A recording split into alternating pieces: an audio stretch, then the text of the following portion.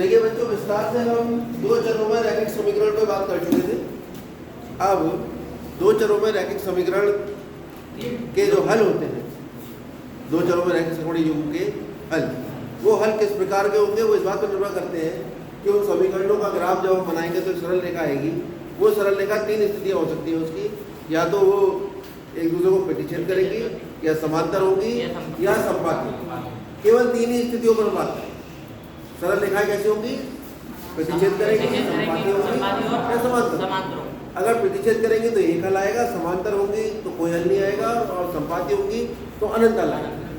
दो चरों में रैखिक समीकरण युग्म के जो हल होते हैं वो इस बात पर निर्भर करते हैं कि उनका ग्राफ जब हम बनाएंगे तो वो जो सरल रेखा आएगी कितने बिंदुओं पर काटेंगे। एक बिंदु पर काट रहे हैं एक हल, समांतर है तो एक बिंदु पर नहीं काटेंगे तो कोई हल नहीं, और अगर संपाती है तो अनंत बिंदुओं पर काटेंगे। यहाँ तक की बात हम आपको पिछली क्लास में, यानी कल ही बताई थी। कल यहाँ तक की बात हम आपको बहुत विस्तार से बता चुके हैं। आज हम बात करेंगे उन विधियों पर जिन विधियों से आपके सवाल हल होंगे। ठीक है, कल जो हमने बताया था वो कंसेप्ट पर बेस था, आपके नॉलेज के लिए था, वो सवालों के लिए नहीं। सवालों के लिए विधियाँ अलग होती है। ठीक है, देखिए ये हमारे पास दो चरों में रैखिक समीकरण है। a1x plus b1y plus c1 और a2x plus b2y plus c2। ये दो चरों में क्या है? रैखिक समीकरण। इनका अगर हम ग्राफ बनाएंगे, ठीक है, तो वो ग्राफ कुछ इस तरह से आएगा।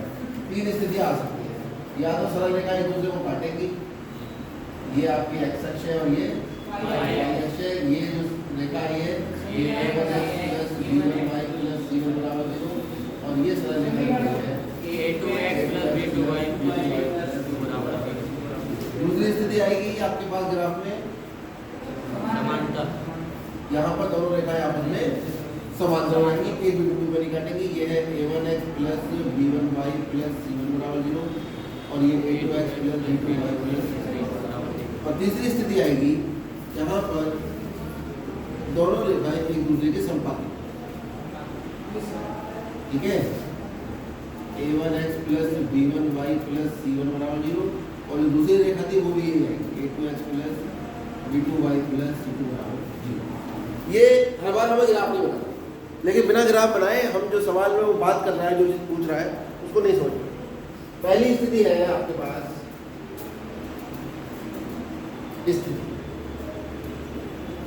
या कंडीशन, सिचुएशन। चलो ये भी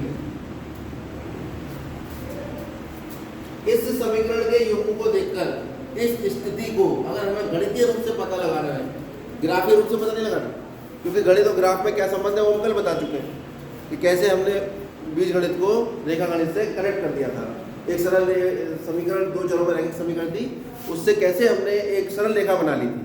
अब वो सरल रेखा अगर एक बिंदु पे एक दूसरे को काट रही है तो यहाँ पर कितने हल आएंगे? केवल एक। या इसको हम क्या कहेंगे? अद्वितीय। ठीक है, या फिर इसको हम कहेंगे क्या? संगत निकाय। इस पर भी कल बात हो चुकी है। ठीक है, और साथ साथ अगर वो सवाल में उन दो समीकरण देके कहता है कि बताओ ये रेखाएं किस प्रकार की हैं, इनसे निरूपित रेखाएं किस प्रकार की हैं, तो ये किस प्रकार की रेखाएं हैं? प्रतिच्छेदी रेखाएं। ये सारी बातें अगर चल रही हैं तो समीकरण को देखकर हमारे पास स्थिति होगी a1/a2 बराबर नहीं होगा b1/b2। यानी अगर ये समीकरण से ये वाला रिजल्ट हम चेक करें तो ये वाली सारी स्थितियां भी हमें पता लग जाएंगी, और ये ग्राफ की स्थिति भी पता लग जाएगी बिना ग्राफ बनाए। खास बात क्या, क्यों पढ़ रहे हैं इस स्थिति? क्योंकि इस स्थिति से बिना ग्राफ बनाए हमें ज्ञान हो जाएगा कि ये सारी चीजें संभव है, और जिसको विश्वास ना हो वो ग्राफ बना। ठीक है, इस स्थिति को चेक करके, और ये स्थिति आ रही है तो आप ग्राफ बना लो 100% एक ही बिंदु पर काट। कोई दिक्कत इसको समझने में? कोई दिक्कत तो नहीं। तो ये हमारा पहली स्थिति हमने क्लोज कर।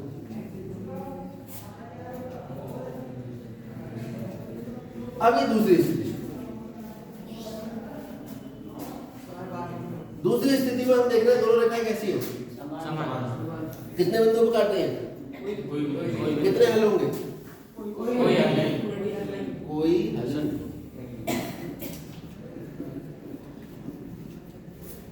ठीक है। उसके अलावा कितने हल है इसके? कोई हल नहीं है। उसके अलावा निकाय कैसा हुआ ये? असंगत निकाय तब होता है जब रेखाएं जो निरूपित रेखाएं वो एक दूसरे को किसी बिंदु पर नहीं काटती। उसके बाद रेखाएं कैसी है? जो निरूपित रेखाएं हैं इनसे निरूपित रेखाएं हैं कैसी हैं? समांतर है। समांतर। और क्या स्थिति आती है भाई इन तीनों? A1 बटे A2 बराबर B1 बटे B2 बराबर नहीं होगा। ठीक है। अगली स्थिति क्या बता रही है? कितने हल होंगे इसके? या तो अनेक हल होंगे या अनंत। निकाय कैसा होगा? और रेखाएं कैसी होंगी? संपाती रेखाएं। तो हमारे पास जो स्थिति आएगी इन तीनों से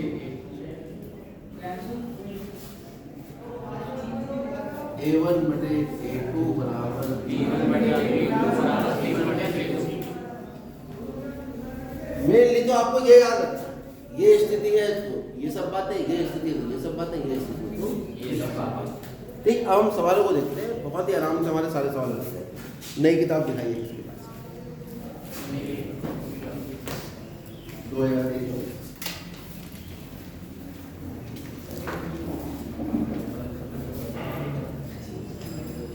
तीन पॉइंट एक के पहले सवाल में उसने कहा है कि आप समीकरण बनाइए, ग्राफीय विधि से हल करिए। आप सब कल ग्राफ लेके आएंगे तब हम इस को कराएंगे। अब हम देखते हैं 3.1 का दूसरा।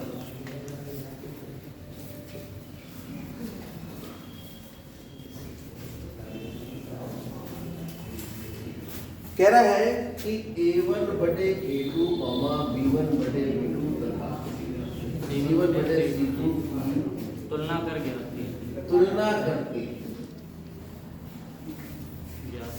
बताइए कि समीकरण युग्म से निरूपित रेखाएं कैसी हैं? प्रतिच्छेदी, समांतर या संपाती। केवल हमें इनकी तुलना करके बताना है। सवाल आप अपनी किताब से, सबके पास किताबें? सवाल आप किताब से। थोड़ी भाषा मैंने चेंज कर दी है। तो पहला सवाल है हमारे पास 5x माइनस 4y प्लस 8 बराबर 0 और दूसरा है 7x प्लस 6y माइनस 9 बराबर 0। तो कल मैंने आपको बताया था अगर हम A1 बटे A2 डायरेक्ट निकालते हैं तो कितना आएगा? x के गुणांक तो होते हैं A1 A2 कितना आएगा? 5 और B1 बटे B2 कितना आएगा? 4 बटे 6 2 दूनी 4 2 दिया 6। B1 बटे B2 कितना आ जाएगा? माइनस क्या हुआ? ठीक। और C1 बटे C2 निकालेंगे तो माइनस 8 बटे माइनस। अब आप देखो इसका मान क्या इसके बराबर है? A1 बटे A2 का मान 5 बटे 7 है। B1 बटे B2 का मान कितना है? माइनस 2 बटा 3। इसका मतलब A1 बटे A2 बराबर नहीं है किसके? B1 बटे B2 के। इसका मतलब एक समीकरण से निरूपित रेखाएं कैसी होंगी? प्रतिच्छेद रेखाएं।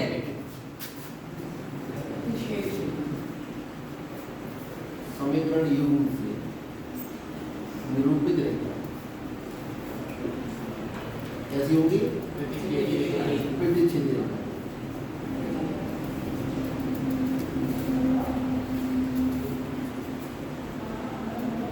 कल हमने आपको ये बता दिया था ना कि समीकरण रेखाओं को निरूपित करता है। Second question 9x plus 3y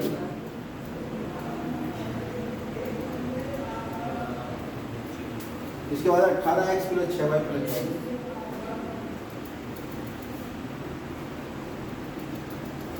तो A1 अपॉन A2 कितना हुआ?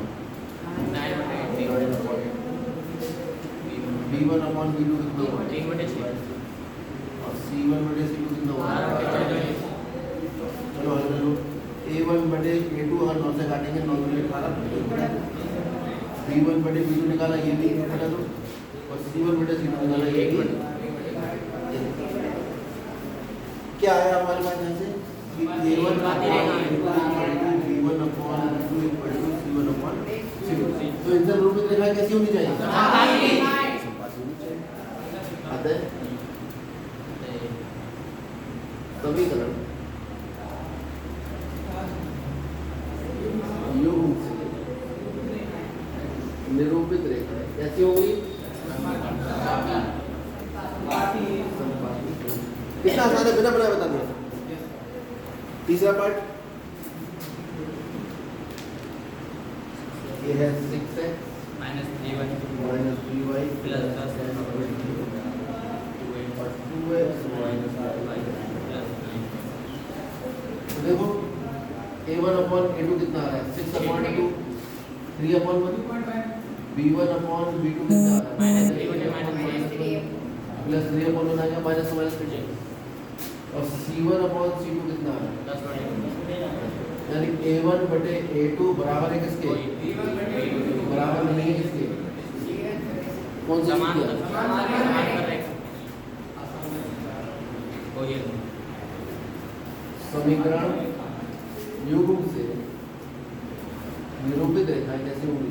समान संपाती।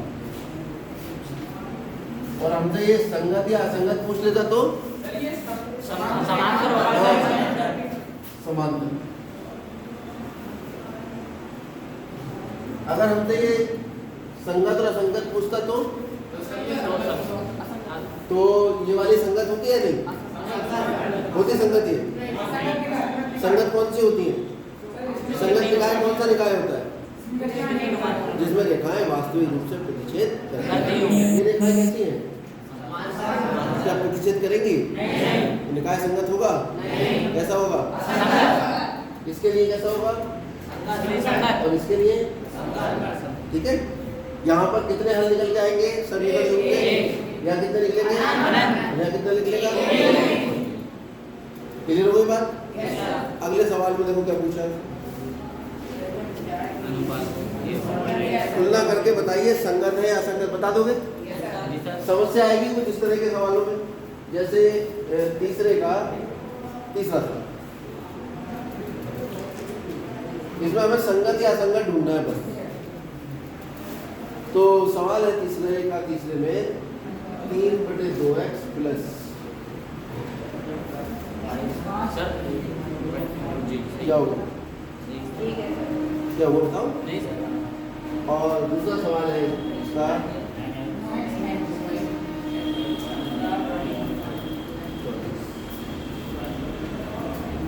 ठीक है।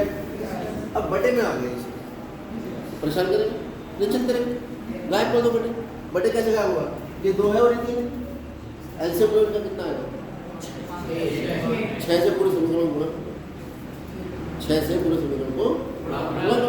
उससे क्या होगा? 2 और 3 गायब हो जाएगा। ये हमारे पास है 2 और 3 और छोड़ो, अगर ऐसा ना भी करना चाह रहे हो, एक तरीका तो ये हो गया कि आप इसको किससे गुणा कर दोगे? 6 से। तो ये कितना हो जाएगा? 6 से गुणा करोगे तो 6 की 18 बटे तो 9x और 6 5 30 3 का 10y बराबर 7 6 42। समीकरण आपका अच्छा सा बना है। अब मान लो गुणा करना नहीं चाह रहे, अब ऐसे ही करेंगे 3/2x प्लस 5/3y माइनस 7। ये कितना आ गया? 9x माइनस 10y माइनस 14 बराबर, क्योंकि हमें समीकरण को इस रूप में लेके आना है।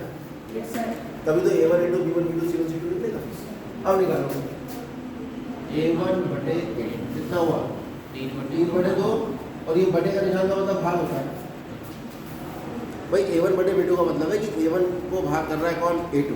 तो जब भी भिन्न का रूप आ जाएगा तो हम इस रूप में समझेंगे बटे के निशान। तो A1 का मान कितना है? 3/2। कौन भाग कर रहा है इसे? इसको हल कर लो।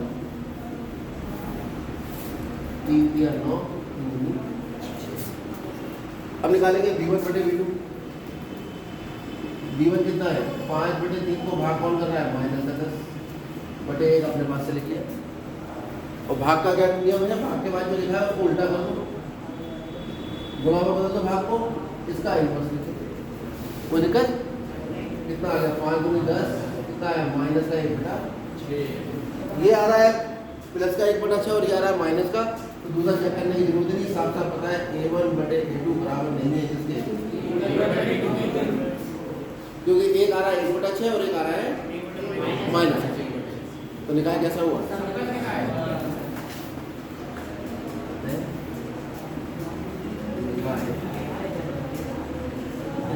निकाय का मतलब होगा सिस्टम।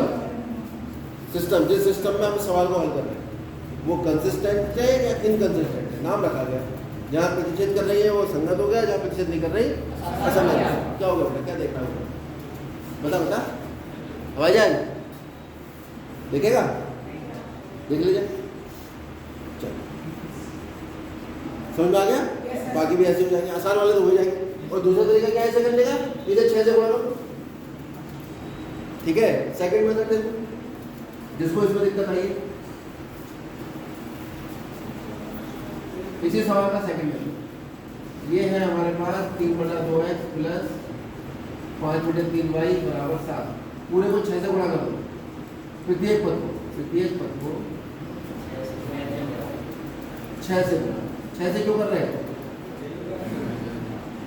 अरे 6 से क्यों कर रहे हैं? क्योंकि जो बटे में आ रहा है 2 3 उनका एलसीएम 6, तो 6 गुणा 3/2x, 6 गुणा 5/3y, 7 गुणा 6, 3 6 के 18, कितना होगा 9x प्लस 6/30 10y और माइनस का 7 6। इस समीकरण को इस रूप में लिख लिया। अब ये वाला समीकरण लिख दो, 9x माइनस 10y माइनस 14 बराबर 6। अब निकाल दो a1/a2 कितना आ गया 9/9 यानी, फिर निकालो b1/b2 10/-10 यानी माइनस, यानी a1/a2 बराबर नहीं है किसके, अतः निकाय संगत। अरे बात समझ में आ गई? अगला सवाल भी ऐसे ही है। 14 सवाल में वो कह रहा है कि निम्नलिखित समीकरण युग्मों में से संगत और असंगत ढूंढिए। अगर संगत है तो ग्राफीय विधि से हल कीजिए। अगर संगत है तब क्या करना पड़ेगा? ग्राफ। इसके लिए जरूरत पड़ेगी ग्राफ पेपर। बिना ग्राफ पेपर के हल इसके निकल के नहीं आ पाएंगे, ठीक है। क्योंकि अभी आपका इतना परफेक्शन नहीं है कि आप कागज पर ड्रॉ करके बिंदु निकाल, बड़ी दिक्कत आती है। ग्राफ पेपर लेके आएंगे। चलिए 5वां सवाल और 6ठा सवाल और 7वां, ये भी ज्यामितीय रूप। 6ठा सवाल देखिए, पहले क्या होगा